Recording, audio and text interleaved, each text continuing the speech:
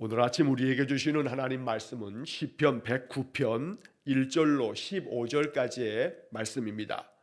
구약성경 시편 109편 1절로 15절까지의 말씀입니다.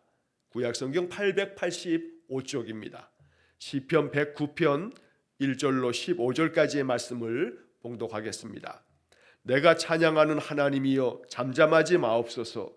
그들이 악한 입과 거짓된 입을 열어 나를 치며 속이는 혀로 내게 말하며 또 미워하는 말로 나를 두르고 까닭없이 나를 공격하였음이니이다. 나는 사랑하나 그들은 도리어 나를 대적하니 나는 기도할 뿐이라. 그들이 악으로 나의 선을 갚으며 미워함으로 나의 사랑을 갚아싸우니 악인이 그를 다스리게 하시며 사탄이 그의 오른쪽에 서게 하소서.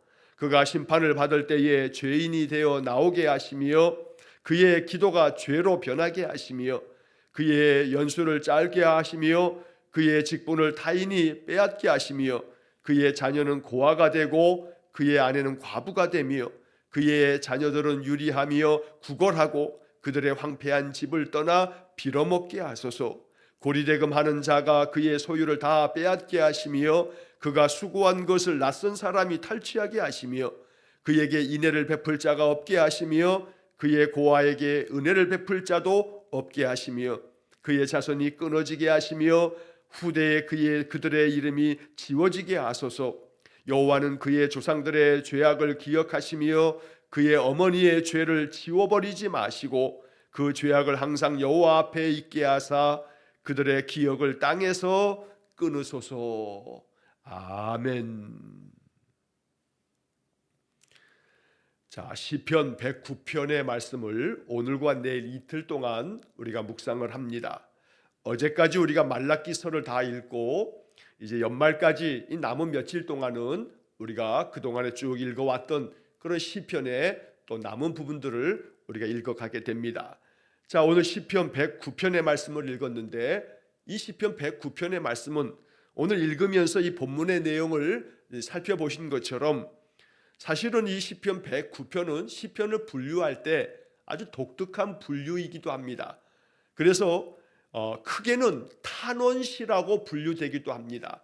탄원이라고 하는 말은 자기 자신의 그 괴로운 사정을 하소연을 해서 도와주기를 간절히 바라는 것, 이게 탄원입니다.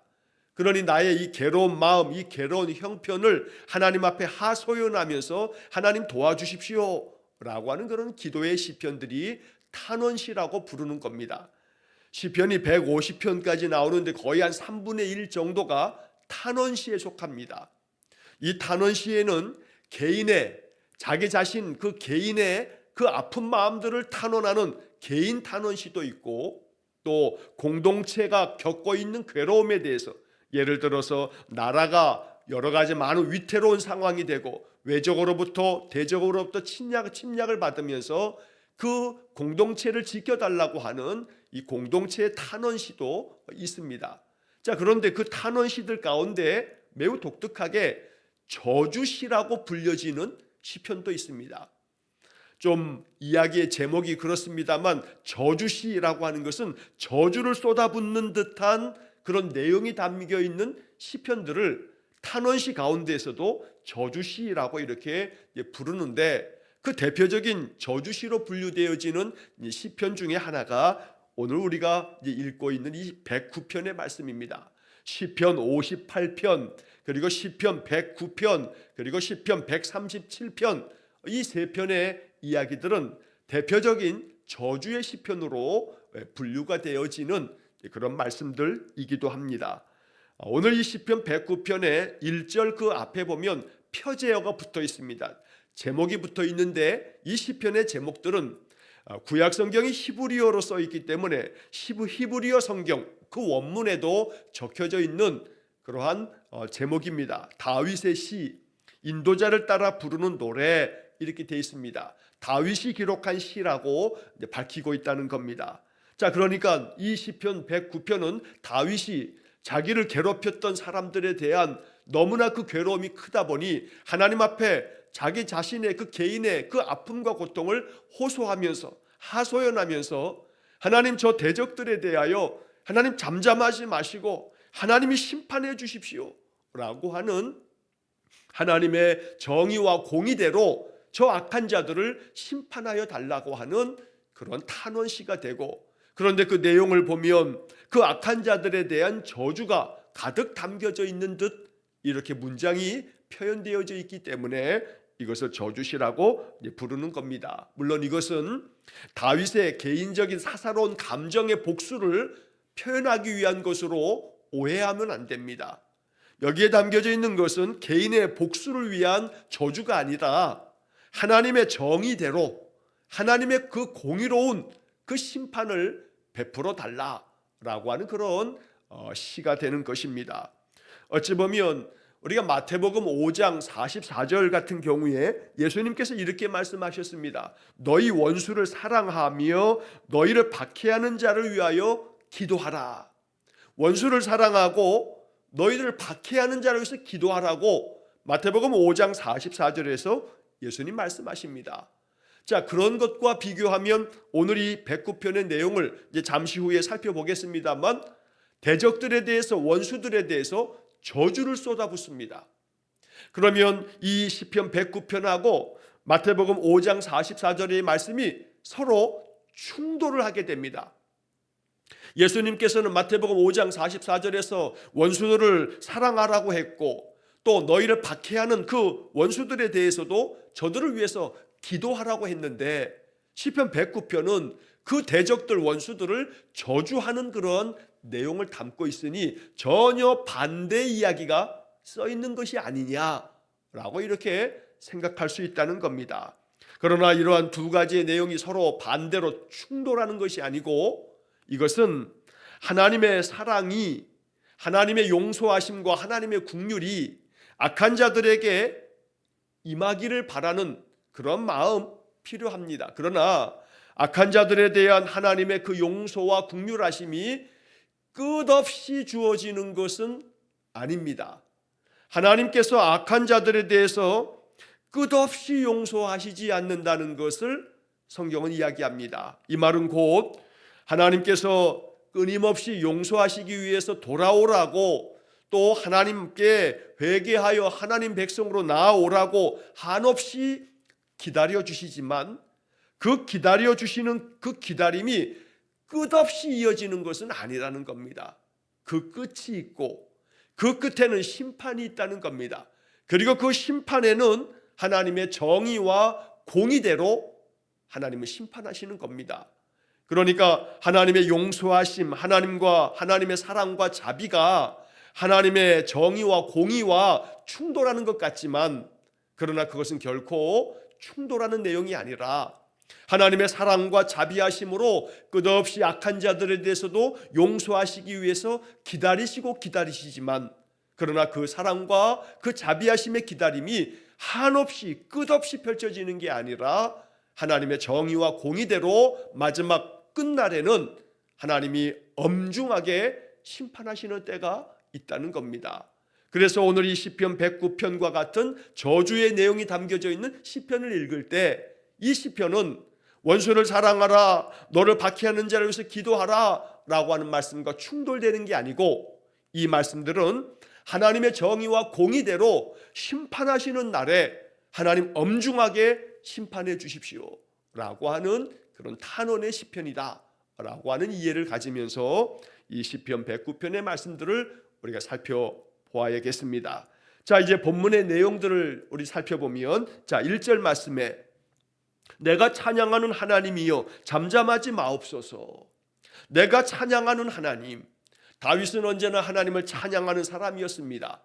어찌 보면 다윗이야말로 가장 온전하게 하나님 앞에 예배하기 위해서 전심을 다했던 예배자입니다. 우리가 다윗에 대한 많은 기억을 하겠습니다만, 다윗 그러면 제일 먼저 떠올라야 할 다윗에 대한 이미지는 예배자인 것입니다. 다윗은 많은 시편을 기록하고 많은 악기들을 동원하면서 하나님을 찬송하며 예배했던 사람입니다. 그래서 여기서도 내가 찬양하는 하나님이여, 내가 경배하고 내가 전심으로 예배하는 하나님이여 잠잠하지 마옵소서.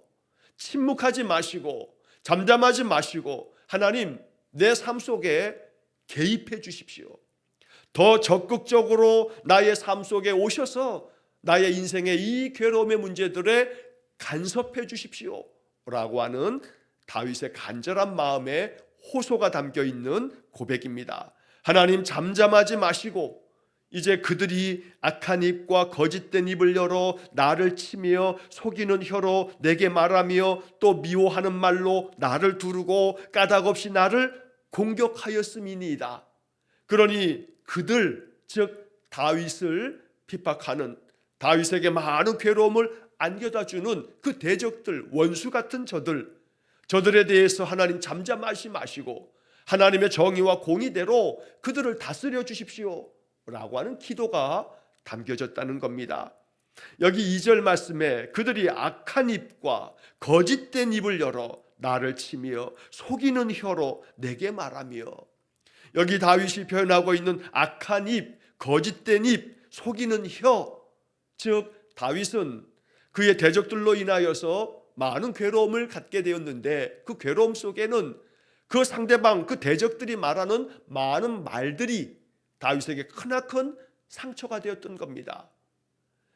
내 입에서 나오는 말이 이것이 축복의 말이 되고 사람을 살리는 말이 되어야 하는데 오히려 그 말이 사람을 죽이는 말이 되고 사람에게 큰 상처를 남기는 말이 될 수 있기 때문에 그 입술에 재갈을 물려서 그 입술을 다스릴 수 있는 사람이 지혜로운 사람이라고 성경은 말씀하고 있는 것입니다.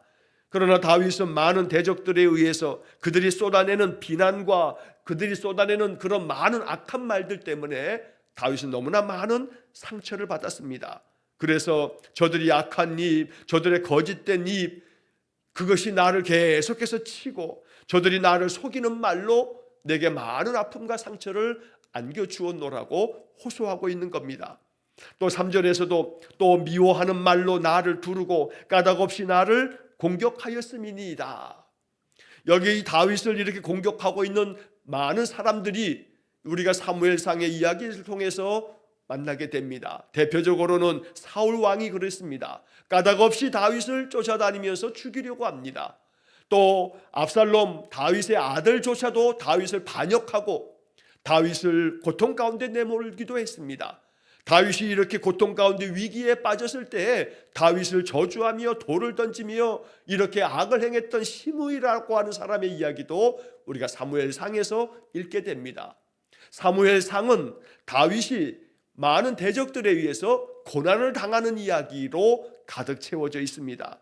자, 이렇게 까닭없이 나를 공격하는 그 대적들이 나를 미워하는 말로 온통 나를 괴롭히고 있다 하면서 하나님 앞에 호소하면서 다윗은 4절에서 이렇게 말합니다. 나는 사랑하나 그들은 도리어 나를 대적하니 나는 기도할 뿐이라. 여기 이 4절의 말씀 속에 다윗의 눈물이 담겨 있을 겁니다. 나는 저들을 사랑하는 마음으로 대했는데 그들은 오히려 나를 대적하고 있으니 내가 할 수 있는 것은 오직 기도밖에는 없다. 오늘 우리는 이 시편 109편을 읽으면서 나는 기도할 뿐이라 라고 하는 이 다윗의 고백을 마음 깊이 받아들이고 이 말씀이 내 마음 영혼 깊은 곳에 스며들어 우리 또한 이렇게 기도할 수 있기를 간절히 축원합니다. 내가 할 수 있는 것은 기도밖에 없습니다. 나의 이 절박한 상황에서 내가 할 수 있는 것은 오직 하나님을 바라보면서 기도할 것밖에 없습니다. 이러한 고백이 우리 속에서 솟아나 하나님 앞에 더러는 탄원하며 기도할 수도 있고 더러는 괴로운 마음을 주님 앞에 고백하며 이 시편 109편처럼 우리가 기도할 수도 있습니다. 오직 내가 할 일은 온전히 잘 감당하되 그러나 내가 한 것과는 반대로 어떠한 사람들의 그 나를 대하는 것들이 나에게 괴로움을 가져다 주고 나의 삶에 많은 시련과 고난들이 찾아올 때 우리가 고백할 말은 나는 기도할 뿐이라. 나는 기도할 뿐이라. 오늘 이 말씀이 우리의 마음 가운데 다윗이 우리에게 가르쳐주는 지혜가 되기를 축원합니다. 언제나 하나님 앞에 기도하는 삶을 살아갈 때 하나님 반드시 우리의 기도를 들으시고 그 기도에 따른 하나님의 응답을 우리에게 허락해 주실 줄 믿습니다.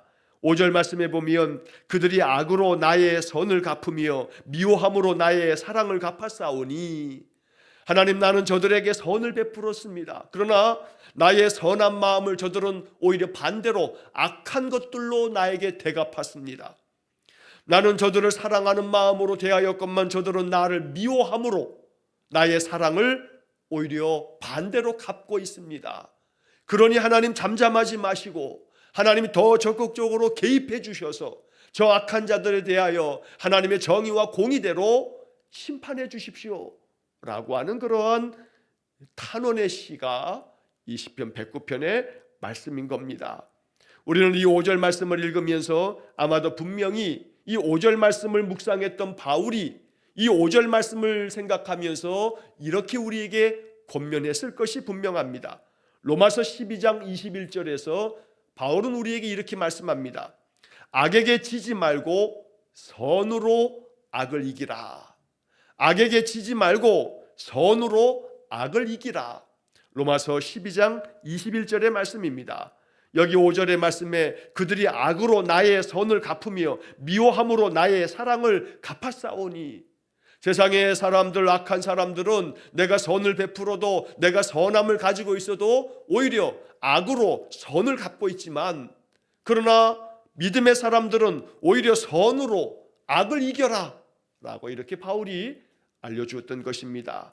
오늘 이 말씀들을 우리의 마음에 품고 나는 오직 기도할 뿐이라 그렇게 마음 가운데 선포하면서 우리에게 이 세상 가운데서 살아갈 때에 너무나 많은 악한 자들에게 둘러싸여 있는 이 세상 속에서 오직 우리는 선으로 악을 이기는 길을 선택하는 믿음의 사람 되시기를 간절히 축원합니다. 자, 이제 본격적으로 6절서부터 이제 15절까지의 말씀을 읽어보면 여기에 다윗의 그 간절한 마음이 하나님께서 심판해 주시기를 비는 마음이 담겨져 있는, 어찌 보면 겉으로 보면 글자로만 보면 저주의 내용처럼 보여지는 그러한 기도가 이어지게 됩니다. 자, 6절을 보면 악인이 그를 다스리게 하시며 사탄이 그의 오른쪽에 서게 하소서.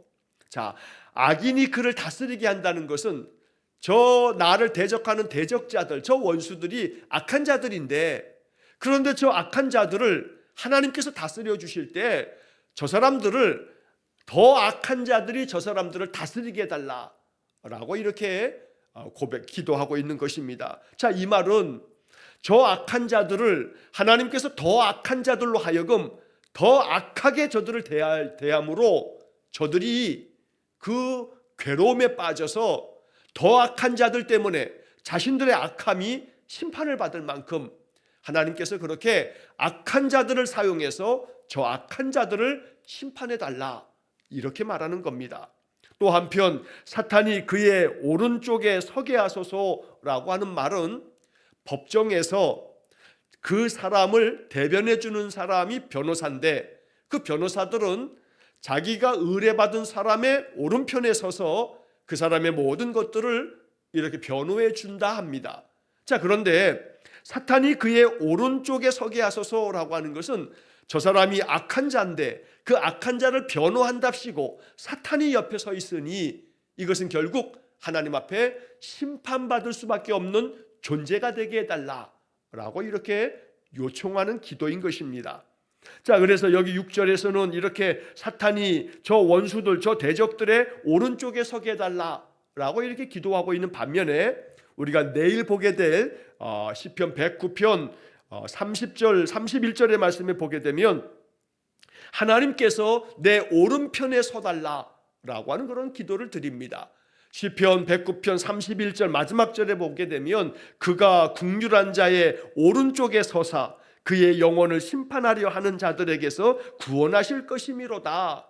앞에 30절에서는 내가 입으로 여호와께 크게 감사하며 많은 사람 중에서 찬송하리니, 하나님을 내가 찬송하리니 그가 하나님께서 궁핍한 자의 오른쪽에 서사, 이렇게 하나님께서 내 오른쪽에 서셔서 나를 두둔해 주시고 나를 구원해 주시는 구원자가 되달라라고 이렇게 기도하는 겁니다. 그러니까 다윗은 하나님께서는 내 오른편에 서 주시고 저 원수들에 대해서는 사탄이 그 오른쪽에 서게 하셔서 오히려 하나님께 심판받는 자가 되게 해달라라고 이렇게 요청하고 있는 것입니다. 자, 7절 말씀에 보면 그가 심판받을 때에 죄인이 되어 나오게 하시며 그의 기도가 죄로 변하게 하시며, 여기서 심판이라고 하는 말이 나옵니다. 이것은 바로 하나님의 심판, 하나님의 정의롭고 공의로운 심판이 이루어지기를 비는 그런 마음이 담겨 있음을 말씀하고 있는 겁니다. 그래서 저 악한 자들이 하나님께로부터 심판받을 때에는 오히려 그 악한 것들이 다 증명이 되므로 결국 죄인이라고 판정되는, 죄인이라는 판결을 받게 되는 그러한 하나님의 엄중하신 심판이 있게 해달라라고 기도하는 겁니다. 그래서 그 재판장 앞에서 심판받을 때에 저들이 다 죄인이라고 판명이 되어지고, 아무리 저들이 탄원하며 기도하는 듯 하나님 앞에 호소한다 할지라도 그게 오히려 죄를 가중시키는 그런 일이 되게 해달라. 그래서 자기들이 자기 자신을 변호하듯이 항변하겠지만 그들이 기도하는 것처럼 자기 자신을 항변하고 변호하는 내용들이 오히려 자신의 죄를 증명하는 그러한 것이 되게 해달라라고 요청하는 겁니다. 8절 말씀에 그의 연수를 짧게 하시며 그의 직분을 타인이 빼앗게 하시며, 연수를 짧게 해달라는 것은 저들의 생명을 빨리 거두어 가셔서 일찌감치 죽여달라라고 하는 그런 탄원입니다. 저들이 장수하면서 떵떵거리고 살지 못하도록 저들의 그 생명의 연한이, 그 연수가 짧게 해달라, 당장이라도 저들을 죽여달라라고 이렇게 다윗이 호소하고 있는 겁니다. 또 그의 직분을 타인이 빼앗게 해달라라고 하는 것은 사울의 경우는 왕이니 하나님 저 왕인 사울의 그 왕이라고 하는 직분을 하나님 빨리 빼앗아 주십시오, 타인이 취하게 해 주십시오 라고 이렇게 기도합니다. 9절 말씀에서는 그의 자녀는 고아가 되고 그의 아내는 과부가 되며, 자녀가 고아가 되려면 그 아버지가 죽어야 하는 겁니다. 그러니 저 원수를 죽이셔서 저들의 아들들이 고아가 되게 만들어 주십시오, 죽여달라는 겁니다. 또 그의 아내가 과부가 된다는 것은 아내가 과부가 되려면 그 남편이 죽어야만 합니다.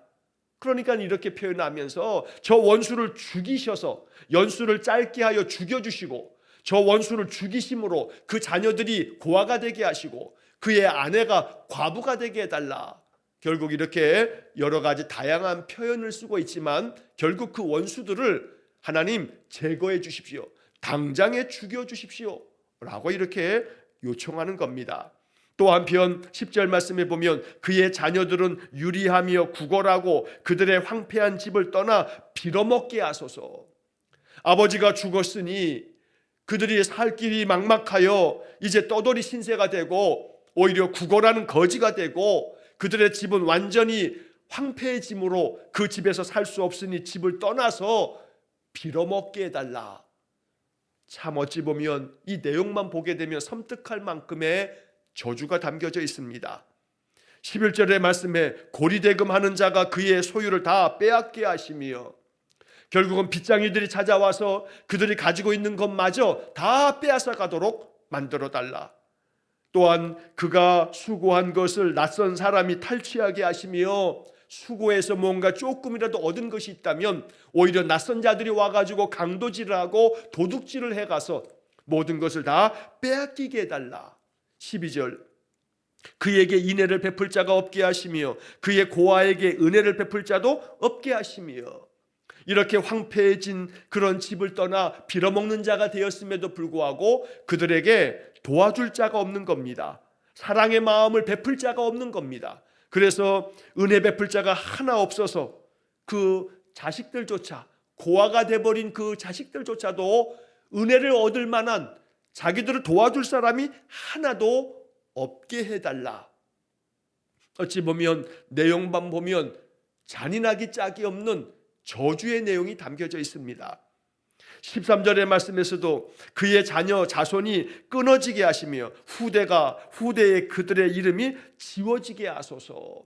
자손이 끊어진다는 것은 그 자식들이 더 이상 자식을 낳지 못하여 대가 끊기고 이제 그 집안이 완전히 멸절하게 해달라. 그래서 더 이상 후대에 그들의 이름을 기억할 자가 없도록 하나님께서 저 집안을 완전히 멸망시키게 해달라라고 이렇게 요청하는 겁니다.